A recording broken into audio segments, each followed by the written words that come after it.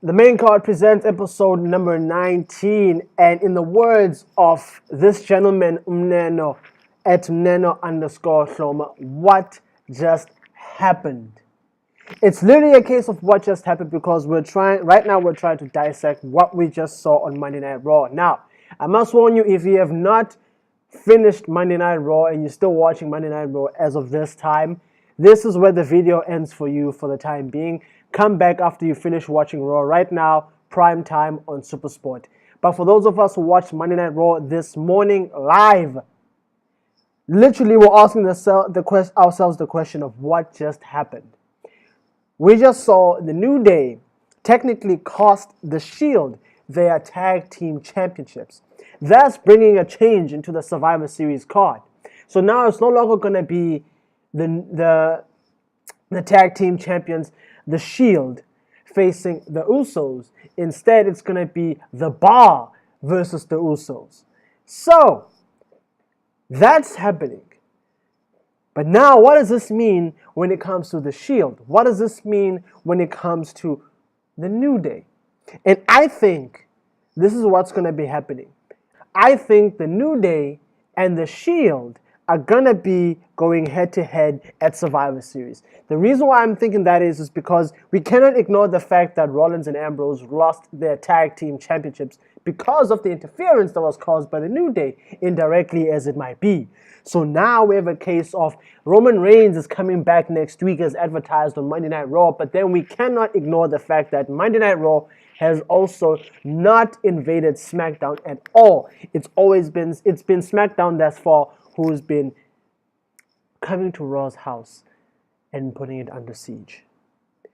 Monday Night Raw has not struck any shots to SmackDown Live. So now, how is Raw going to respond? Are we going to be seeing the Shield on SmackDown Live tomorrow morning, perhaps? That's something that we're going to have to wait and see, I think. But to me, I think for sure we're going to be seeing the New Day and the Shield going at it. And the reason why I'm happy about this is because of the fact that I was worried that the Shield in its entirety, which in this case means Roman Reigns, was not going to be part of Survivor Series in a great capacity, simply because of the fact that, yes, you had Rollins and Ambrose defending their championships. What about Roman Reigns? And in my traditional Survivor Series men's team, I had Roman Reigns picked to be on that side, but then as we saw this morning on Monday Night Raw, we saw that Braun Strowman is instead the person that Kurt Angle picked to be in the team. So now you have a case of Roman Reigns, what is he going to be doing? And it was advertised that the Shield is reuniting next week. So I think we're literally going to be seeing the Shield versus the New Day. And I think that's also a match that could steal the show. I keep getting drawn back into this subject of the traditional 5-on-5 Survivor Series tag team matches for both the men and the women, simply because of what keeps happening. Because I kept telling myself that I'm going to be touching on the other matches, the other champion versus champion matches, but then I got drawn back in here. Because again, the women's match is shaping up very nicely. We know that the Survivor Series tag team elimination match between the 5 women from Raw and the 5 women from SmackDown Live is pretty much dead set when it comes to SmackDown Live. Because Naomi, Charlotte, Becky Lynch, Carmella, as well as Tamina are going to be facing Alicia Fox, Nia Jax, Asuka, and to what we now know, Sasha Banks. And I had made this prediction, so to speak, last week that when it comes to Sasha Banks and Bayley, Sasha Banks is going to be the one who's going to be booking her trip to Houston, Texas at the Toyota Center. And we saw that last night, or this morning to some, that Bayley did not get picked. My Survivor Series team for Monday Night Raw for the women is pretty much, right now, I'm at a 4 out of 5. I've scored 4 out of 5. Alicia Fox is the captain. I predicted that Nia Jax would be in the team. I said that Asuka was going to be making it into the team because why would you leave her out? And I said that between Sasha and Bayley, you're going to have Sasha Banks. But I still am holding thumbs and I'm still crossing fingers, crossing everywhere, mind you, that Paige is going to be in the team. I was thinking that it was going to be happening this morning, that Paige was going to be making her main roster return at Manchester during Monday Night Raw, but it didn't happen. So I'm still holding thumbs that perhaps, perhaps, she's going to be making her way back, but maybe she's going to be appearing on SmackDown tomorrow morning. It's a possibility. So that for me is a hope right now. So right now, the women's team for Monday Night Raw is literally just short of one more woman, and I think that spot is going to go to Paige. I'm hoping it's going to go to Paige. I mean, who else can it go to besides Bayley or Mickie James? Bayley seems like the next logical choice when it comes to like popularity of who's there now. But then, you know, when you want to have an event like Survivor Series where you want to literally, how can I put it, where you want to take the show and just elevate it to such a high level, you're going to put Paige there. Now, when it comes to the men's team, I also pretty much had the men's team fully picked in terms of who I wanted to have on the Raw team. On the Raw team, I had picked Kurt Angle to be the captain after he was selected that he was going to be the captain. I had predicted that Finn Balor was going to be in that team. Samoa Joe, I had also called that, no, this man, Samoa Joe, there's no way that Joe can't be on that team. And the fifth member was always debatable. And in my heart, and I knew that, but it would make sense for me, and it would literally be the thing to do when you put Jason Jordan there, because Jason Jordan would be the wild card. And we know how, when it comes to Survivor Series, wild cards tend to put in some really great performances. But what I did not expect was Braun Strowman being in the team, because I had originally called it and said that Roman Reigns is going to be the one who's going to be in the team. So now we have a case where Braun Strowman, Finn Balor, Samoa Joe, and Jason Jordan will be captained by Kurt Angle for the Raw side. And then you have Shane McMahon, you have Shinsuke Nakamura, you have Randy Orton, and you have Bobby Roode on the SmackDown side. Which brings up this question. Who's going to be the fifth member?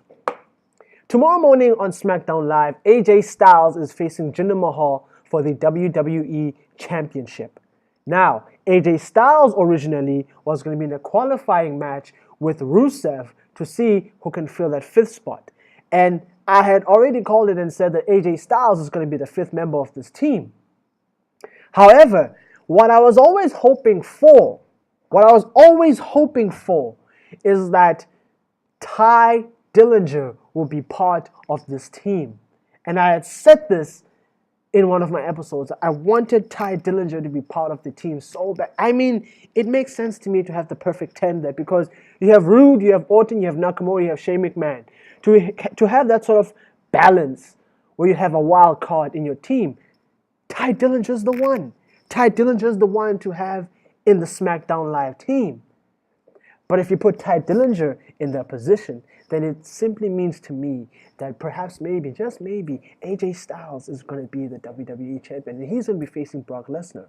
And as much as I'm an AJ Styles guy, and as much as I'm a Ty Dillinger guy, and as much as I'm a Ember Moon guy, I do want to see Jinder Mahal face Brock Lesnar at Survivor Series. I get that a lot of people don't want to see that, and I don't. Look, a lot of people don't want to give Jinder the chance. They don't really believe in Jinder, and everyone's not everyone's gonna like every single person. I like Jinder Mahal, and I absolutely cannot wait for the match between him and Brock Lesnar. But a lot of people, they want AJ Styles as well. Personally, for me, I want Jinder Mahal, and it's a dilemma now. It's going to be a case of, if AJ Styles wins, then Jinder Mahal is out of Survivor Series altogether. Then you have Ty Dillinger is not going to be in there. But if Ty Dillinger gets an opportunity, then Ty Dillinger is in the SmackDown Live team. And then if Jinder Mahal retains his championship, then what happens to AJ Styles? So it's a dilemma that I think might have to be solved on SmackDown Live tomorrow morning. So, where we're at now, we are 12 days away from Survivor Series. We are 12 days, 5 hours and 50 minutes away. 9, 8, 7, 6, 5, 4, 3, 2, 1. That many seconds away from Survivor Series, according to WWE.com. And it's like I've been saying before, and I'm already going to be saying it now, it's already shaping up to be an event to look forward to. So I'm definitely looking forward to Survivor Series. And we are all, well, I can speak for myself. I'm going to be watching it live on SuperSport on the night, well, not 19th, of course. It's going to be on the 20th of November here in the morning. So I'm going to be watching on the 20th of November on SuperSport. But for everyone else who's going to be watching it on the 19th of November in the United States, we're going to be watching along and we're going to be seeing how everything transpires.